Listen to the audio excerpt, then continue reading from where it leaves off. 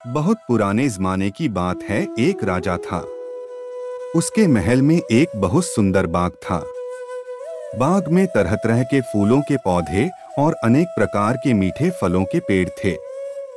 लेकिन इस बाग में सबसे आश्चर्यजनक चीज थी, एक सेब का पेड़ था जिसमें सोने के सेब लगते थे। राजा ने इस पेड़ की देखभाल का खास इंतजाम कर रखा था। जब इसके फल पकते थे तो चौकीदार रात दिन पेड़ का पहरा दिया करते थे ताकि कोई सोने का सेब चुरा कर न ले जाए। लेकिन एक दिन की बात है कि बाग के माली ने जब सोने के सेबों को गिना तो उसमें से एक सेब गायब हो जाता था। उसने दौड़कर राजा को खबर दी। राजा फौरन बाग में पहुंचा। उसे यह देखकर बड़ा आश्चर्य हुआ कि देखभाल का इतना पक्का इंतजाम होने पर भी एक सेब किसी ने चुरा लिया। उसने ऐलान किया कि कोई सोने के सेब को चुराने वाले चोर का पता देगा, उसे इनाम दिया जाएगा। सबसे बड़े राजकुमार ने राजा से कहा कि रात में वह पहरा देगा और चोर को पकड़ने की कोशिश करेगा। राजा ने उसको इसकी इजाजत दे दी।